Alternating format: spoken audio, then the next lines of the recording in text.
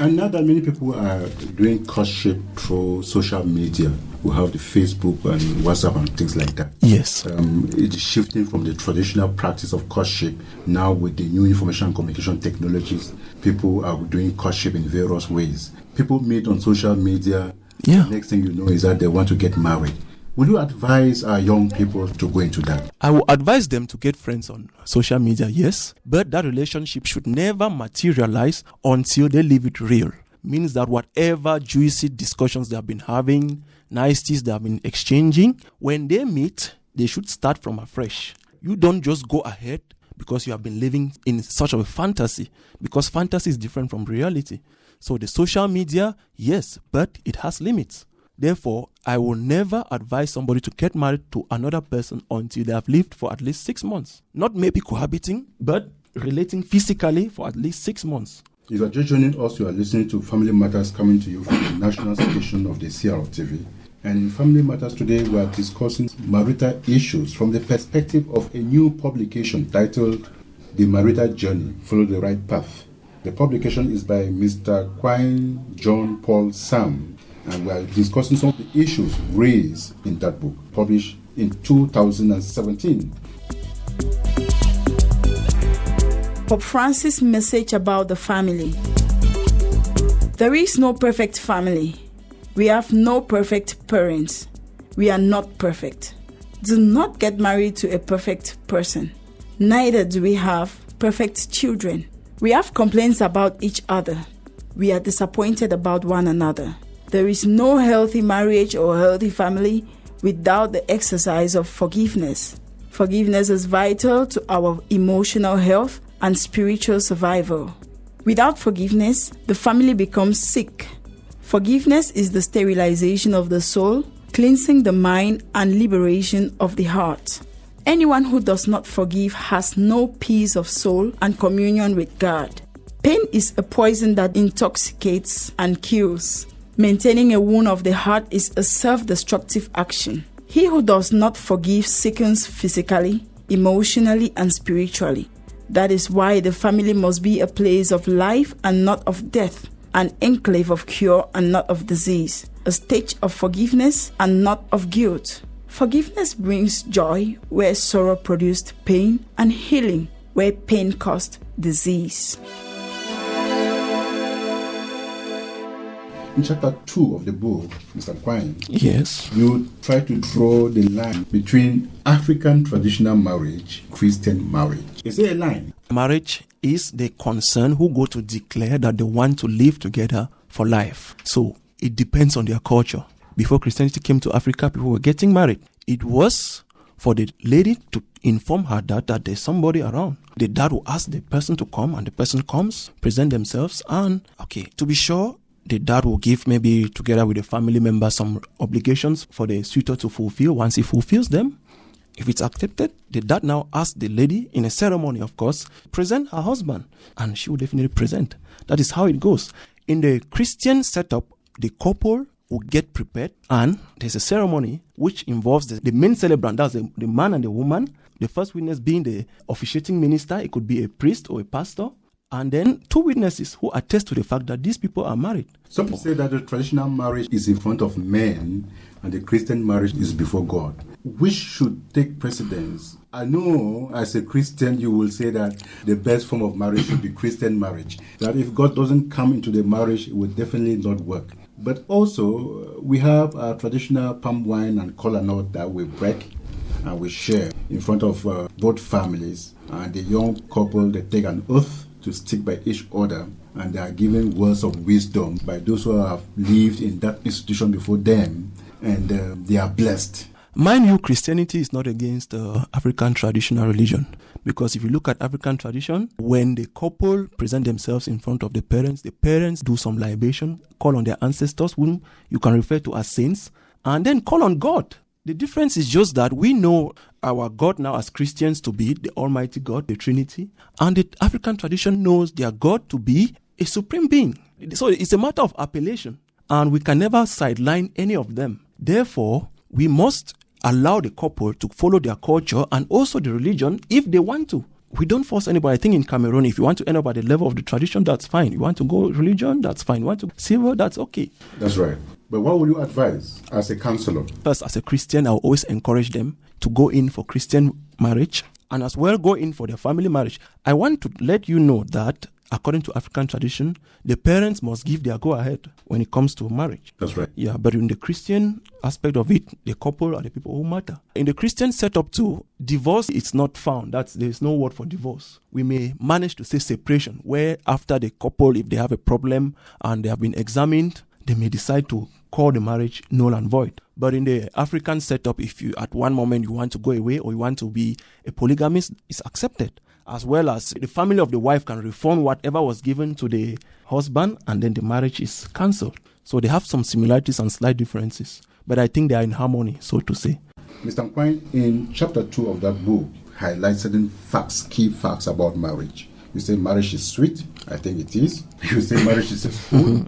It is a result. It is a continuous process. And you said there is no perfect marriage. Let us start with marriage as a school. When is the school? Before you get married or even when you are in marriage? Before and during marriage. What is the school about? The school is about the discoveries. It's not limited to getting to know each other. You will bear with me that from childhood till now, each stage of your life comes with new discoveries. Continuous learning. Yeah. Say, like a child, you have no emotion, no sentiments. At 14, you have puberty. At 16, you begin to nurse some resistance. By 18, you are already having that feeling towards women. By 25, you are like, oh, I need to settle down. By 30, you are like, oh, I want to invest. I want to build my future. I want to make. So nobody knows. At 45, I'm not yet 45, but I know I'll have some new discoveries, some new physical changes. So that is a school whereby you keep learning those. You meet your competent counselors. You meet your mentors to keep guiding you. So marriage is not something like, oh, I've achieved this. No, it's a school on its own, and that school ends only in that. You get learning every day. Somebody Every says day. marriage is the only school you get a certificate before you start the learning process. You get a marriage certificate, and that marriage certificate is permission for you to start learning in marriage. I would say to continue learning. To continue learning. Yes. To continue learning in marriage. Yeah. Marriage is a result. A result of what? It's a result of friendship. It's a result of love. It's a result of a relationship. It's a result of courtship. Generally, the umbrella is love. And a continuous process. We've already It's said that. yeah. It's a school and it's a continuous process. You keep enjoying it. You keep renewing it.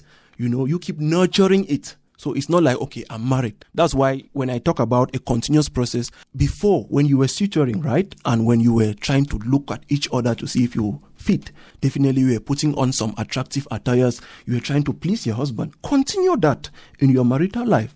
You don't say, oh, I'm now married. What next? No, it's a continuous process. So And you said there is no perfect marriage. there is no perfect marriage because mistakes come in every day. There is this 80-20% rule. In spite of the fact that we have a number of couples that we all admire, we think that we should be like them. But you are saying that even there, it is not yet perfect. It is not perfect and it will never be perfect because each and every one of them, insofar as they are human beings, they have their limitations. What we rather encourage and which you admire in them is the fact that they hide or they don't display their imperfections in the open air, and that is what is called for in a mature marriage. You don't display your imperfections. You try to sort it out within, and if possible in the bedroom. If you say there is no perfect marriage, will you advise a couple when it comes to some difficult moments and they say, no, this thing is not working and that they should definitely divorce? Our parents used to say that I'm just in this marriage because of my children. They will never want to walk out of the marriage. Of course, that's the concept of marriage in African tradition. Once the palm wine has been drunk or eaten, they say you cannot regurgitate. Use the palm wine or regurgitate and reproduce the entire lobe of color.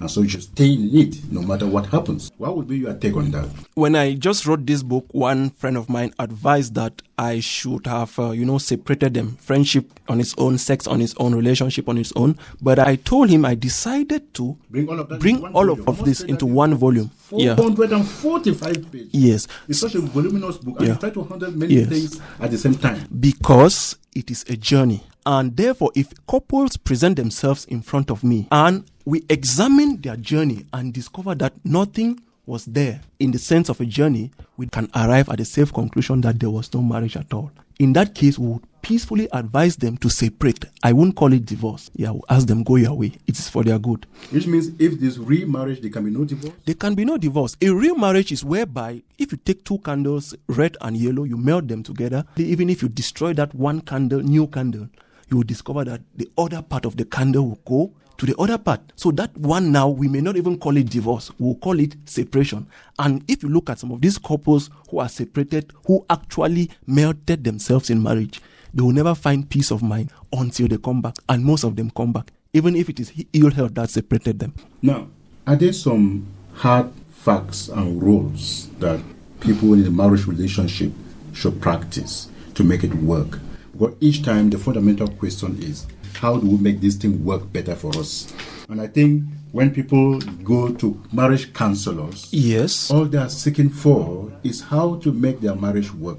As somebody who's been counseling couples, you've done a lot of research to come up with this wonderful publication. If you were, summarily speaking, to give our listeners some key ideas about how to go about it, what would you say? First, the only thing which can destroy a marriage is a third party. That is, if the husband and wife have nothing with the third party, I'm not talking about sex, I mean external influence, just with the two of them, I bet you any other problem can be resolved. What are the loopholes we should guard against when relating with these third parties? Third parties involve your friends, your relations, your mentors, even your counselor. At the end of it, it is a matter between the husband and the wife. That is what I'm trying to say here. That's right. Yeah. So nobody stops you from going to consult with whoever, but those people should not have the final say over your marriage. They can only suggest, they can only comment. So those people should remain as coaches, should remain as observers, should remain as commentators. Therefore, the couple can now dialogue among themselves and decide on their way forward. In cases where the couples don't want to even see other, like eyeball to eyeball, there are situations like that. That is when now an official and designated third party can come in, examine the whole thing, try to solve it, or separate the parties. Yeah. Apart from third parties, what else should they watch out for? What are some of the pitfalls they should avoid? Yeah, they should learn to abstain from sexual intercourse, for example. It's not every time that sex goes on. At one moment, the wife could be tired, the husband could be tired, or she's pregnant. Lots of reasons. She could be sick. They should be affectively mature. They should watch against low moments. Every human being has low moments. Moments where you are like moody. You don't want to talk. You don't want to play. They should be conscious of that. These low moments come up ever so often. How should they be handled? It's left for the individual now, that is the woman or the man, to understand that my partner is not in the mood. For a man, in most cases, he goes out. Secondly, the man sits quiet. Thirdly, the man simply tries to entice the wife. For a woman, for example, she could realize that the husband needs help. A man definitely will not want to tell the wife everything, but a woman who is proactive, who is vigilant, and who understands will come in to support. You will bear with me that a lot of women who are true to their husbands will surprise the man when he is in hardship, financial hardship. So those are low moments that the wife comes in. They should guard against the usage of language, how you use words, especially women. It can make or mar a marriage. It can make or mar a marriage, especially the woman. Because words express your thought patterns. Yeah, and the woman is the weaker sex, so her strength mostly comes from her voice, from her tongue. And some of the utterances she pronounces could make or mar the marriage. Even if you apologize, it could lead the husband to have a negative thought about you. Such a repeated action that keeps coming and going right into your subconscious makes your husband to feel bad. Well, it's not just for women, but just guard your tongue. Watch out for that. Of course, I must say that we cannot really review all the things you've handled in this book. This 5-chapter book, I must say that chapter 3 entirely is devoted to sex in marriage. In chapter 4, you've also talked about family life, issues of parenting. In chapter 5, you've handled issues concerning divorce. I want to thank you for coming to share your expertise with us. Your book is a wonderful gift to people who are in marriage or who want to get into marriage. I will advise them to grab a copy of the book and read it. I must bet it is very resourceful. Where can they get the book from? And in Yaoundé, where we are? In Yaoundé, where we are, you could get it from me. Yeah, just call me. I'm going to give you the direction. For whoever is around the rest of the country, you can meet Charles. I'm sure he will have a copy for you. Of course, just get to the national station of the CRO TV and ask to say Charles Tembe, and you'll have a copy of The Marital Journey to Follow the Right Path. Mr. John Paul Sam Nkwain. Yeah. Thank you for being available to talk to us. You're welcome, sir. Congratulations on this wonderful publication. Thank you very much. It's a pleasure. For the emphasis on the program Family Matters today, I was assisted, of course, as usual, by Leokade Ebony and Charles Tembe. Tune in next Thursday for another edition of the program. Good evening.